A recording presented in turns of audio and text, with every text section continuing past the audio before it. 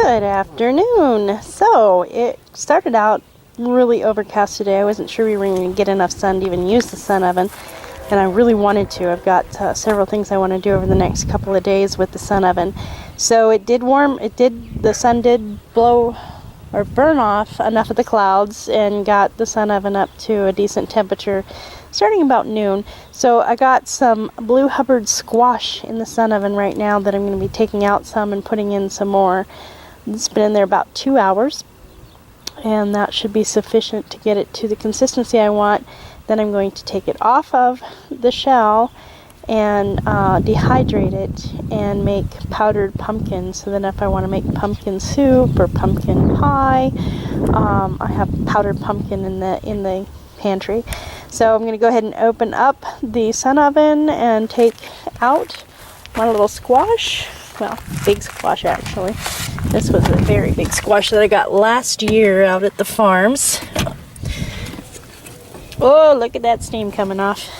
Definitely 300 degrees in there, and that flesh is definitely cooked. I'm going to go ahead and pause for a moment while I get things ready. Okay, so here is the cooked squash, and it is definitely cooked all the way through. So that's going to make some very tasty victuals. Now I've gone ahead and put the other chunks of squash in, and I don't know if you can tell, but the temperature just by opening it went down by about 50 degrees. So we're going to go ahead and realign the sun oven so that we can get that temperature back up. Oops. Hold on a minute. No, I do want that up there. Okay.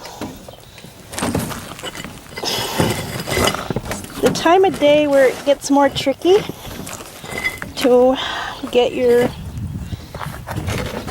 sun oven in alignment. So I had to basically put my brick further down into it and turn it around. So in a couple of hours, certainly before hopefully the storms come in, we will have some very cooked squash that'll go into the dehydrator tonight.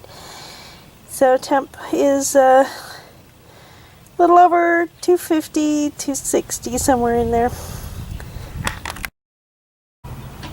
So this is where my sun oven was most of the day.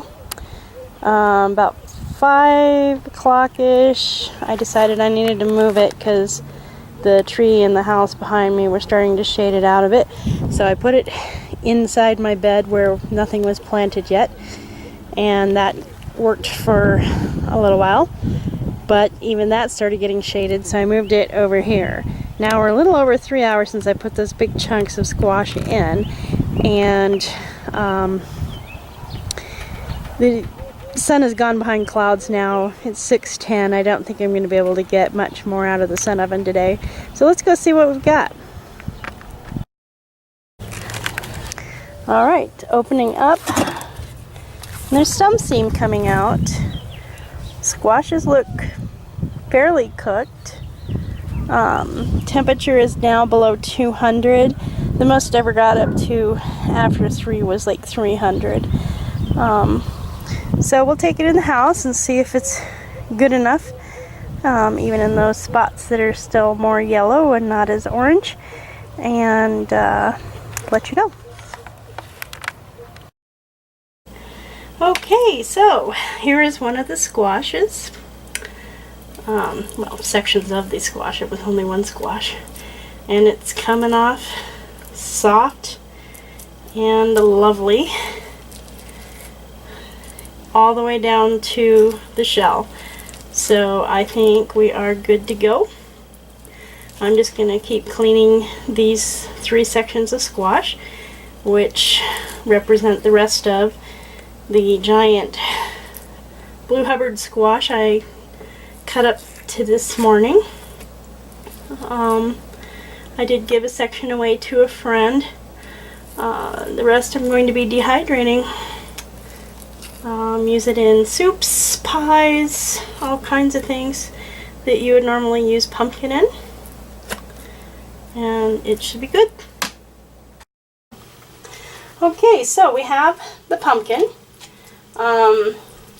Tried to follow some directions from some people online that I trust, but it wasn't working out too well. It was just going to be a pain to completely get it out off of the mesh, and I don't have my Paraflex from my dehydrator. So I put down some parchment paper on top of one of my racks in my Excalibur, and I'm just making a mound in the center, and that's probably, I don't know, 2.5, 3 cups worth of squash in there. Then I'm going to take another sheet of parchment paper and put it on top, and I'm going to take a rolling pin and roll it out. Just kind of thinly, so you have an even distribution of the squash in a thin layer.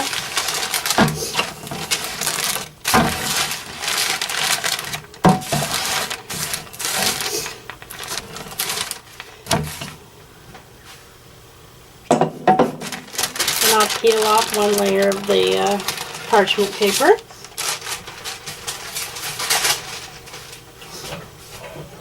And I'm going to center we're a little bit big for this guy, so I'm just going to scrape off some of it and put it back in the batch. Got it centered over another rack. I'm just going to flip it.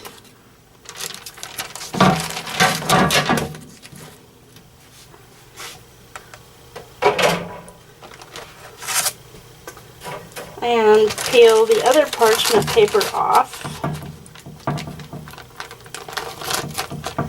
It's pretty thin here, so probably be easier to do with a spatula.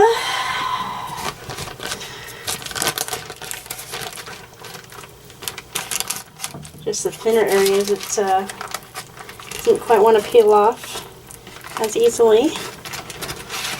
But there we go. I have one rack. I'm going to fill up the other racks and stick it on the dehydrator for 12 hours overnight and see how we go.